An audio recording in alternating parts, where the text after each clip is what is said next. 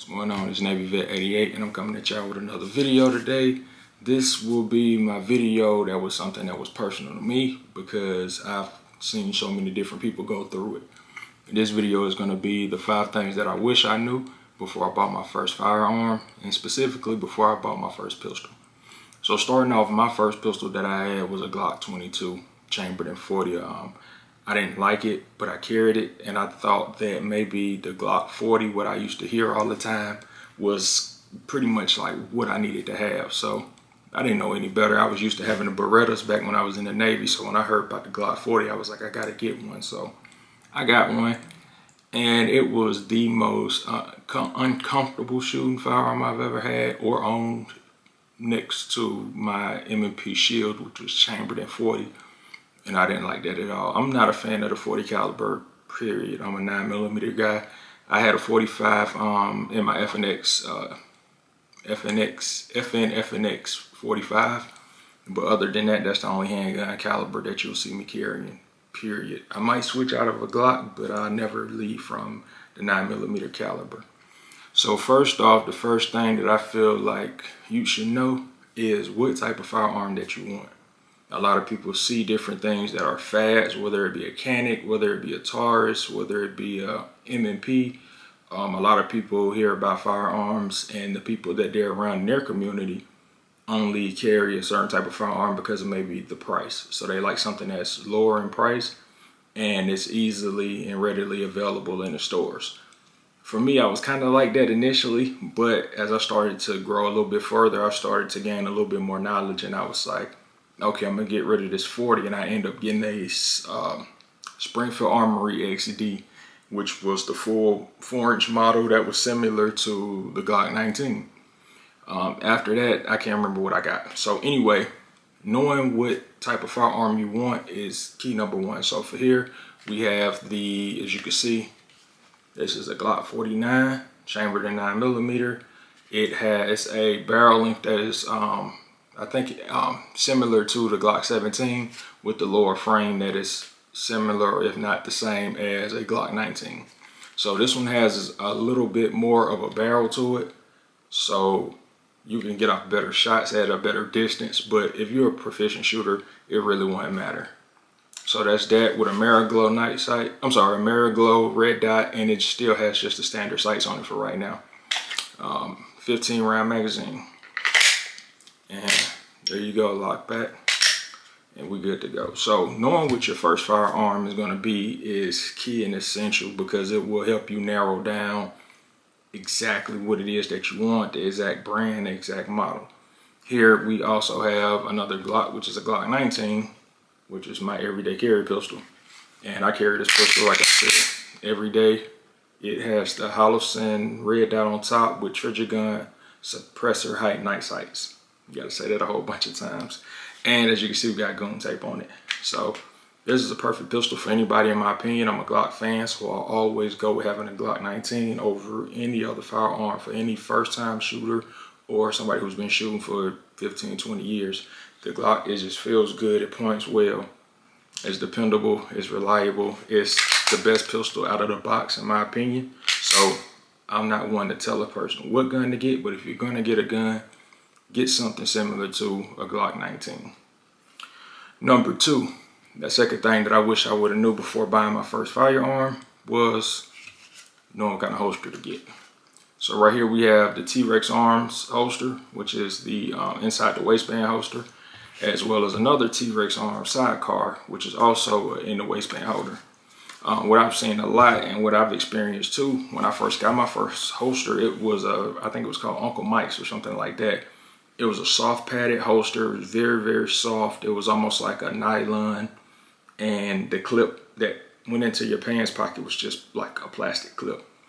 And it was very dangerous. Now that I know more of what I know now, that's a dangerous way to carry. I would rather carry without a holster in my pants than to carry that nylon little sleeve thing that they used to have.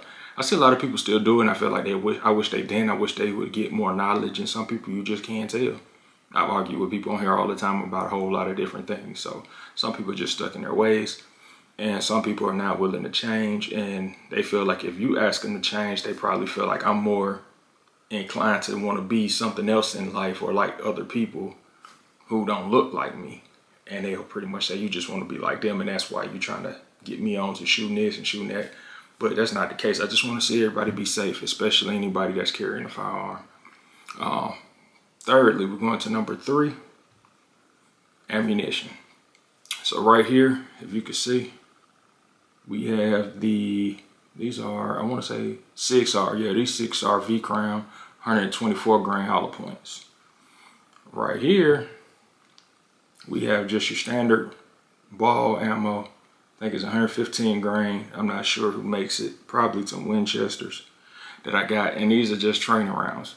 The one thing that I feel like people should know when you're buying your first handgun is what type of ammo to use.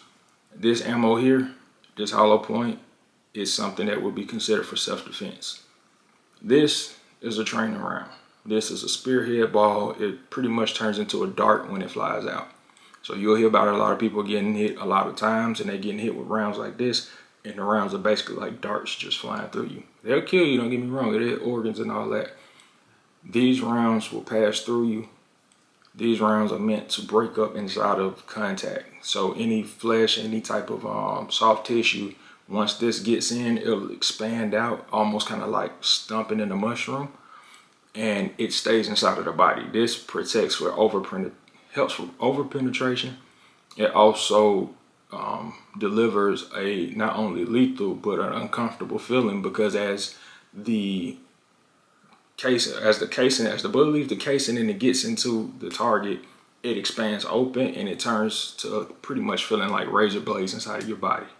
Because once it mushrooms and folds out, all of the edges are pretty much just poking all out inside of the person's, wherever they made contact at. So this was something I wish I'd have known. I didn't know anything about hollow points, and we used to hear such a bad thing about them. People would say that these are cop killers. People would say that, you shouldn't carry them, they're illegal.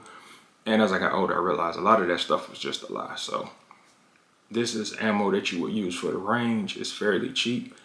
I think you might get a box of these of 50 rounds for maybe about $19, depending on where you're going. At Academy, they'll pay, you go pay a little more. Now these are 6. I think for a box of 20 was maybe like $25 at the time when I got them. So that's something to know when you get your first handgun, what type of ammo to use. So always remember, you have your ball training ammo, FMJs, which is training ammo, and then you have your hollow points. These come in a whole lot of different brands, whole lot of different grains. If you get more into it, you understand 115 grain, 124 grain, 147 grain, like it just changes. I know some people that have 100 grains, but they're like real snappy though. So that is 3. Number 4 on my list would be having a good weapon light. Now, a lot of people haven't gotten to the point where they're comfortable enough to even carry a firearm on you. But as your comfort level goes, especially when you're leaving outside of not only your home, inside of your home, in the car, you never know when a light may play an important factor. So this is a Surefire light from, so this is Surefire X300 light from Surefire. That's the name of the brand. They make a fantastic light. I will say that they are pricey for a person who's just getting into shooting or just getting their first firearm and looking for a light. This will be a little pricey. So if you have it, go ahead and get it. If you don't, save up for it or get something that's a little cheaper. The light is very bright, and if you look into this light, it will blind you momentarily.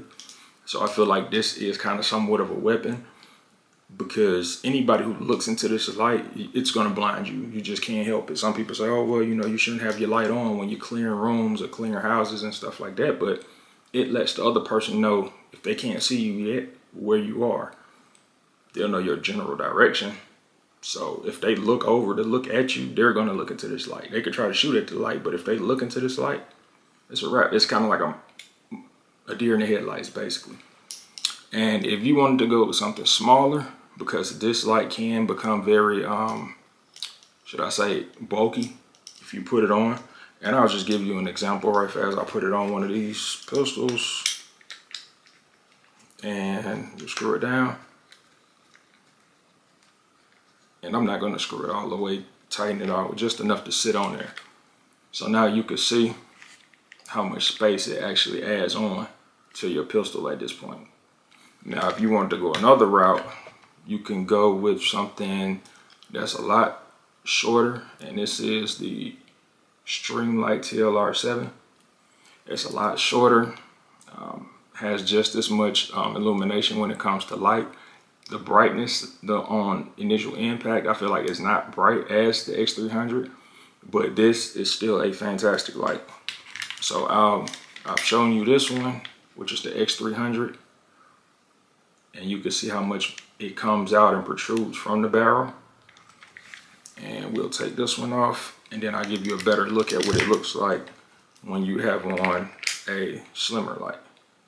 So there you go.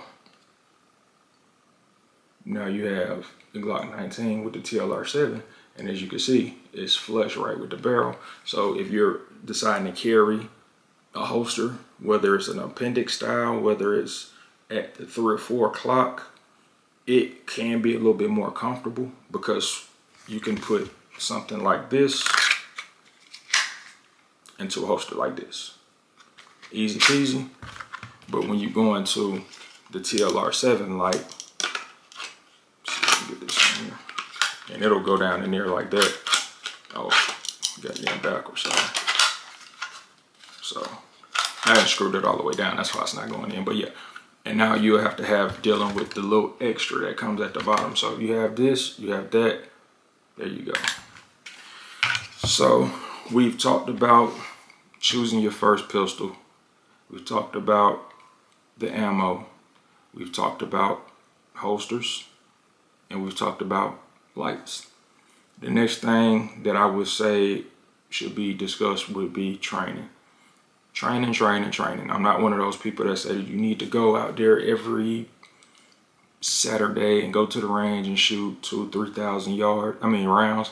It's not like that. I don't believe in that, but some people do because it's some people's hobby. So it's one thing when firearms are your hobby versus when you're just carrying a firearm as a regular citizen legally, and you just want to make sure that you're proficient enough to engage any type of target that you may have. But training will definitely help with you being able to make that engagement smoothly. And most of the time, the more you learn, the more you start to pay attention to your surroundings, the less likely I feel like a lot of that stuff will happen to you, and you will find yourself helping somebody else over, you becoming a victim. And I'm not saying that just because you carry a firearm that it means that you're invincible and that you're not going to become a victim. My thing is that the more that you train and you understand firearms, firearm safety, what's legal, what's not legal, the more you'll pay attention to your surroundings when you're out in public. And chances are people don't like to attack people who are paying attention. Most time it's people who are oblivious, head down when they're walking, and just, that's it. So training would be my number 5. If you can get out and train. At one point in time, I used to go every Thursday, like religiously for a few months. That's all I did every Thursday morning. I'm up, I got my coffee. If somebody wanted to come with me, they could come. If not, I'm there. Rain, snow, it really didn't matter. It could be 10 degrees outside, I'm still out shooting. Because it was my hobby, and it still is, I just had a little bit more time to do it. Now, this is more of my hobby and pretty much trying to show you guys, things that you might not have known, and just give out that information. Because anybody wanting the information, I'm happy to give it. I'm not what they call a gatekeeper or anything like that.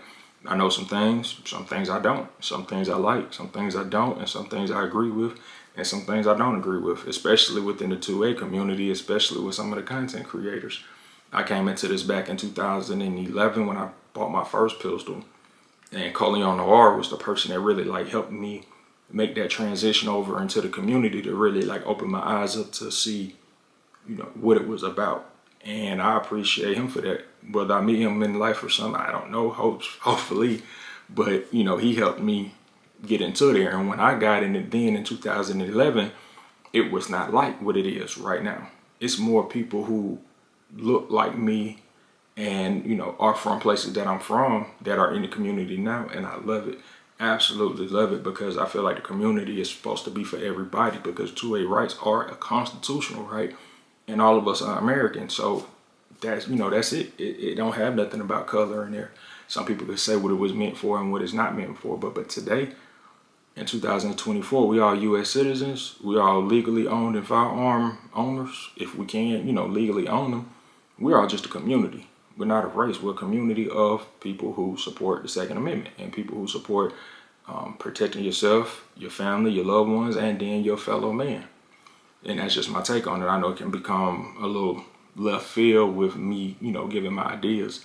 But like I said, some stuff that I just don't agree with some of the content creators that they've brought into the community now that wasn't there back when I was into it back in 2011. Now that more people are getting into it and getting these platforms, they're starting to push a lot of things that I feel like aren't responsible, aren't tactful, or, you know, what have you. And I'm pretty much just a person, like, everything about me will be summed up in the sense of dress for the occasion. And that's not just like clothes or anything like that. For me, dress for the occasion is just all things in life. Wherever you go, you know, you do something, you do it professionally, you be a professional, and that's just how it goes. You in this type of environment, then you adjust to the environment. If I go out to eat and I got on a shirt and tie, it's because we're going to a nice restaurant.